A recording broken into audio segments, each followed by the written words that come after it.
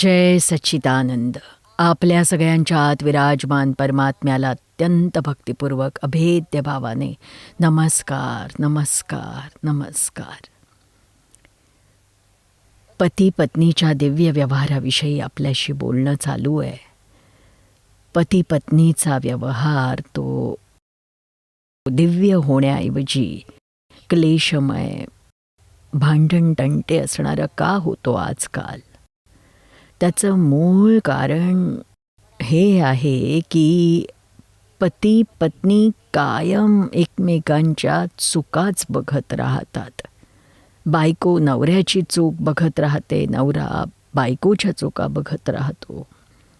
परिणाम असा होतो की त्यांच्याविषयी अभिप्राय, ओपिनियन बनून जातं की हा असाच आहे असाच आहे.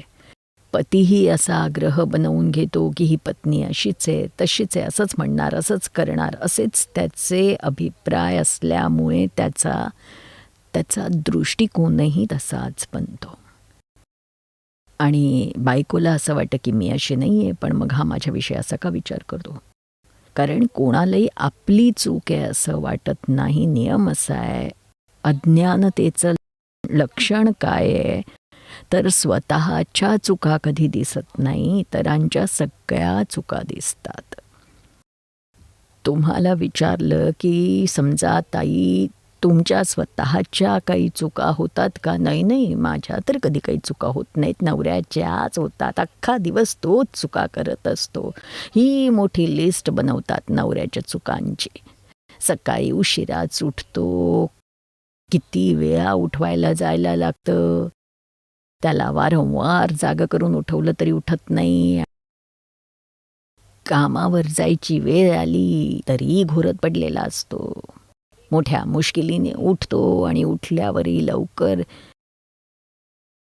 ब्रश वगैरे करणार नाही. आरामात पेपर वाचत बसून राहणार. त्यात 20-25 मिनटं तर अशीच त्यातच निघून जातात. अहो, लवकर लवकर तुम्हाला सगळं आवरायचंय, कामावर जायचंय, तर मग वेळ तर पाळायला नको का सांगा बरं? पण तो मात्र हळू सगळं करतो. लिस्ट चुकांची. अहो, टॉयलेटमध्ये तर अर्धा तास वेळ घालवतो. कोणास ठाऊक काय करत असतो, झोपतो की काय. दाढी करायला 15-20 मिनटं, अंघोळ करायला तर इतका वेळ लावतो. अर्धा तास शॉवरच्या खाली बसलेला असतो. काय करतो कोणास ठाऊक. त्यांचा जीव कसा घुसमटत नाही बाथरूममध्ये. आणि नाश्त्यासाठी, चहासाठी टेबलवर येतो तेव्हा तिथेही कटकट चालूच असते. चांगलं नाही झालं, ते चांगलं नाही झालं. आता मी किती मेहनतीने बनवते, सगळं डबा करते लवकर उठून, आणि कित्येक वेळा तर डबा विसरून जातो, तयार केलेला सुद्धा. शिवाय इतक्या उशिरा येतो. मी किती वाट बघत बसते. जेवण थंड होतं. खर्च तर काही करत नाही माझ्यासाठी. एक नंबरचा कंजूस आहे. आणि चिडचिड तर इतकी करतो, इतकी चिडचिड. मुलांकडे अजिबात लक्ष देत नाही. मुलं कायम म्हणत राहतात की डॅडींना तर आमच्यासाठी वेळच नाही. कुठे फिरायला घेऊन जात नाही. रात्री उशिरा येतो आणि आल्यावर लगेच ऑफिसचं काम घेऊन बसतो. मुलांसाठी, माझ्यासाठी, कुणासाठीच वेळ नाही. आणि थोडा वेळ उरला तर लगेच टीव्ही समोर बसलाच. घरातलं काम तर काहीच नाही करत, काहीच नाही. कधी समजा मी खूप कामात व्यस्त असले आणि मी म्हटलं की तुम्ही जरा भाजी आणाल का, तर कधीच नाही आणणार. खूप मागे लागले तर आणून देतील, पण अशी आणून देतील की ती खाण्याच्या लायकीची नसेल, फेकून द्यावी लागेल. बघा किती चुका दिसतात सगळ्या. आणि इतकंच नाही, अहो माझे पती तर इतके विसराळू आहेत. काही सांगितलं की 2 मिनिटात विसरतात. विशेष करून जेव्हा सांगते ना जरा लवकर या, सिनेमा बघायला जायचंय, तर जाणून बुजून उशिरा येणार. आणि समजा त्यांना विचारलं की बाबा का, तर म्हणणार अरे विसरूनच गेलो. अहो तिकीट तर तुम्हीच काढून आणली ना आणि विसरलात. आता बोला या विसराळूपणाला काय म्हणू मी. अशी सगळी लिस्ट नवऱ्याच्या चुकांची ती काढूनच ठेवते. आणि आम्ही विचारलं तुझ्या काय चुका आहेत सांग बरं. नाही माझ्या तर काही चुका होत नाहीत, मी तर अगदी परफेक्ट आहे. हां, आता मुलं मला खूप त्रास देतात, तेव्हा कधीतरी मुलांवर चिडते. नवरा कधी माझं ऐकत नाही म्हणून थोडंफार चिडते. बाकी तर मी इतकी शहाण्यासारखी आहे, माझी तर कधीच काही चूक होत नाही. आपल्या स्वतःच्या चुका कुणालाच दिसत नाहीत, इतरांच्या दिसतात. या अज्ञानतेमुळेच हे असं होतं. आणि अज्ञानतेत कर्माचा सिद्धांत काय सांगतो? इतरांच्या चुका बघितल्याने कर्म बांधलं जातं आणि स्वतःच्या चुका बघितल्याने कर्मातून सुटका होते.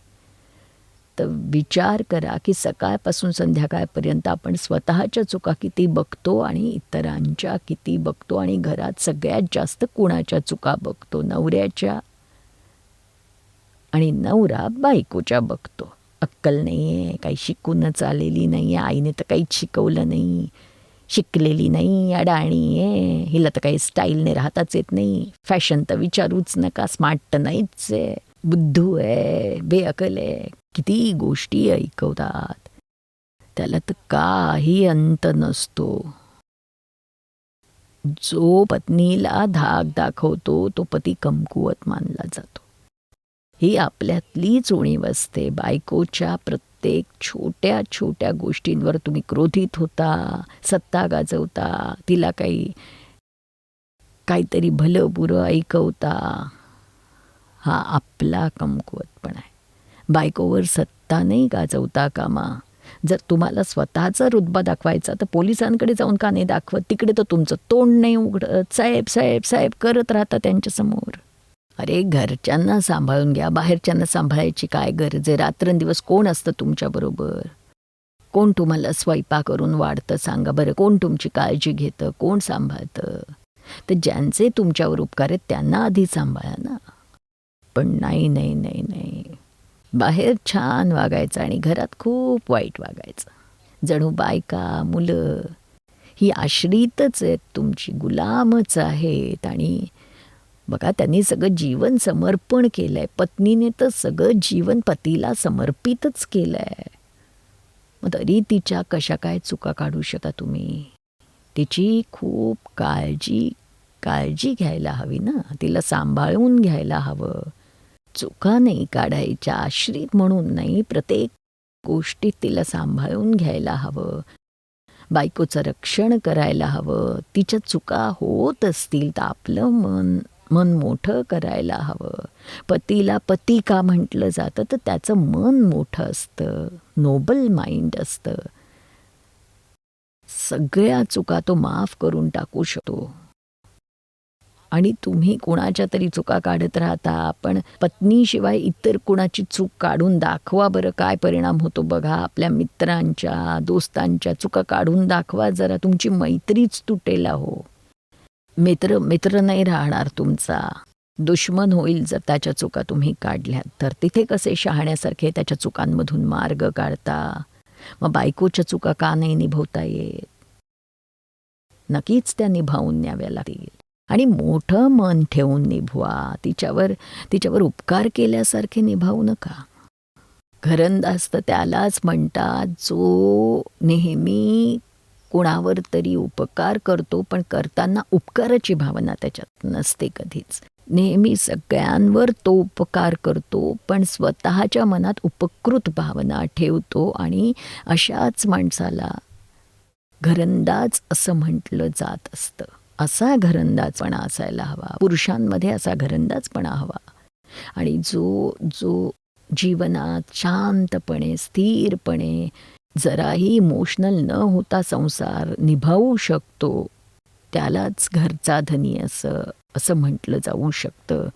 घराचा रक्षणकर्ता असं म्हटलं जाऊ शकतं. नाही तर पती, हे आजकालचे पती तर प्रत्येक बाबतीत इमोशनल होतात. चंचल चंचल चंचल. घरात येताच टन टन टन टन करतात, घाई दाखवतात की हे ठीक नाही आहे, ते बरोबर नाही, हेच बरोबर ठेवलं नाही, ते तिथे ठेवलं नाही. बिचारी दिवसभर मेहनत करत असते, स्वयंपाक करते, इतर सगळी कामं करते, ती नाही दिसत तुम्हाला. पण लहानशी एखादी चूक झाली तिच्याकडून तर बास तेवढीच तिला दाखवतो आणि त्यावरून तिला खूप रागावतो, दडपणूक करतो. अशी समोर एखादी चूक जर का दिसली, तिच्यातली उणीव त्याला सापडते आणि तिची दडपणूक करतो आणि त्याला संधी मिळते. पण असं असं कधीच नाही करायचं. ही तर खूप खूप वाईट गोष्ट आहे. बायकोवर सतत डाफरायचं, सतत तुमची बडबड चालू, असंच करतेस, तसंच म्हणतीयेस, कटकट काय लावलीयेस तू. बघा, एक जोडपं येतं आमच्याकडे आणि आता तर त्यांचं जीवन अगदी शांततामय झालेलं आहे. पण आमच्याकडे येण्याआधी इतकी नवरा बायकोत भांडणं इतकी व्हायची, इतकी, की एकमेकांशी बोलायलाही तयार नसायचे ते. एका घरात राहूनही लहान लहान गोष्टींवरून तो बायकोला रागवत असे आणि बायको नवऱ्याला रागवत असे आणि बघाल तर मुलं बिचारी इतकी इतकी सफर व्हायची. मग काय झालं की जो जो हुशार असतो, स्मार्ट असतो, तो मुलांना आपल्या पक्षामध्ये घेतो. तर या केसमध्ये नवरा जरा जास्त समज असलेला होता.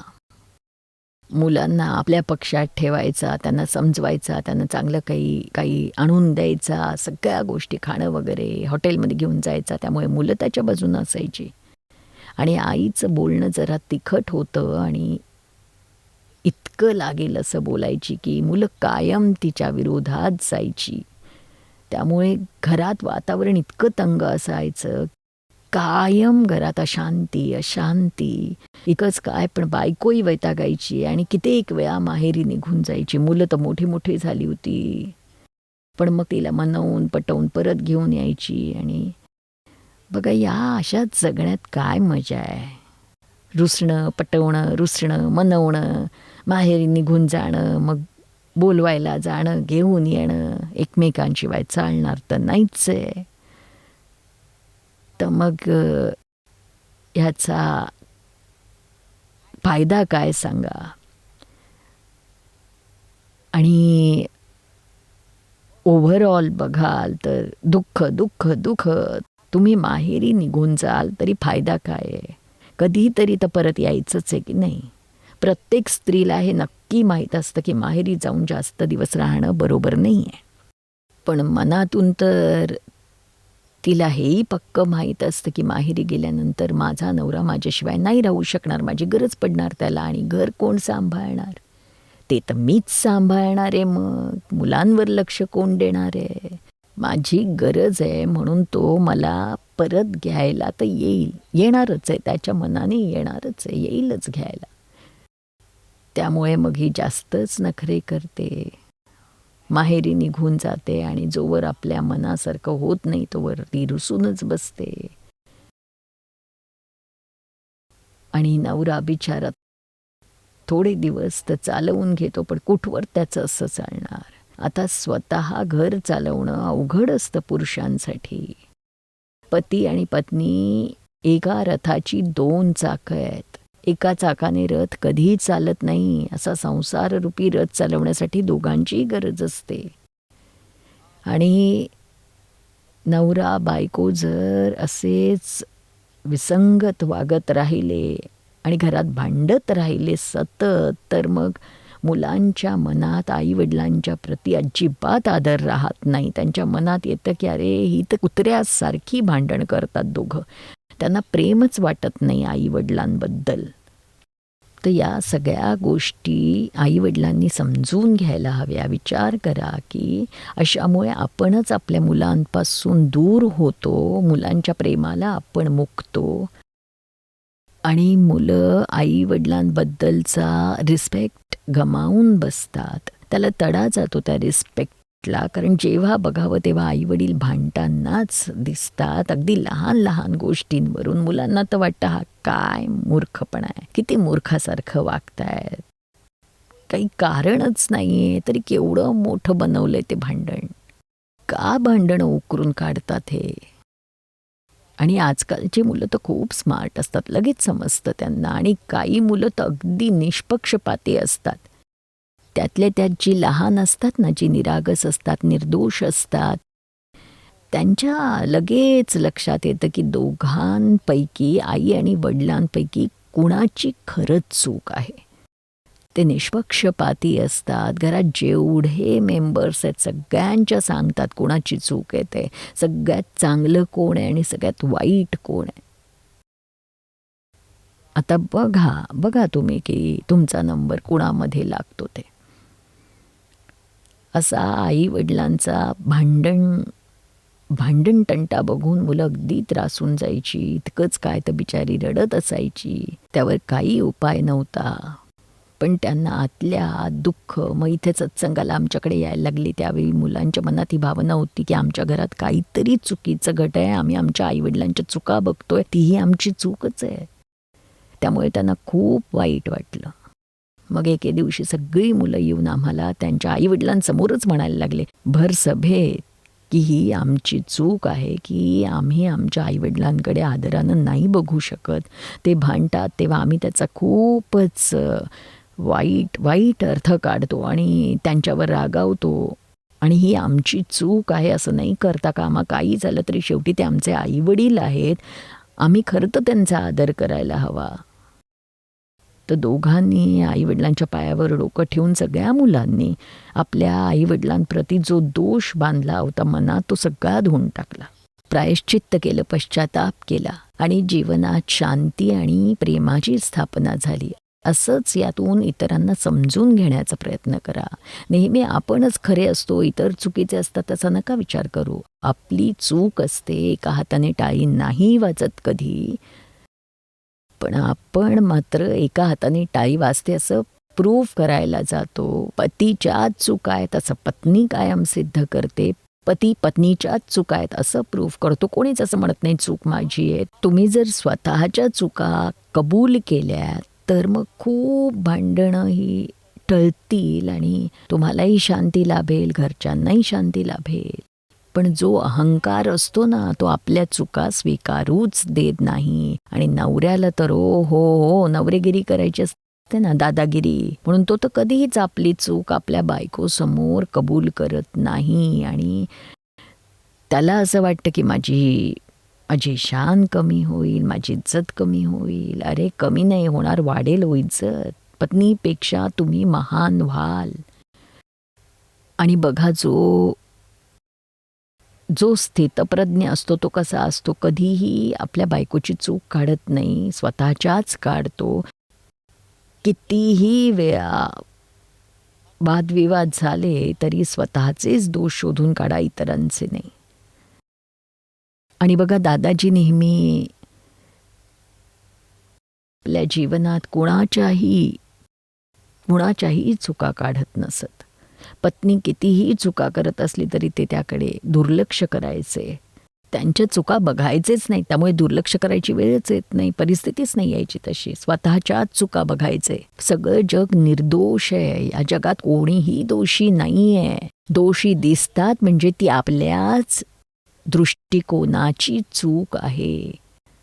आपण यथार्थपणे नाही बघू शकत. आपण आपल्या अभिप्रायानुसारच बघत राहतो. म्हणून आपल्याला स्वतःचं खरं वाटतं आणि समोरच्याचं चुकीचं वाटतं. निगेटिव्ह अभिप्राय असला तर तुम्हाला सगळ्यांच्या चुकाच दिसतात. मग खरं तर चूक असते आपली आणि बघा आपली चूक आपल्याला कधी दिसत नाही.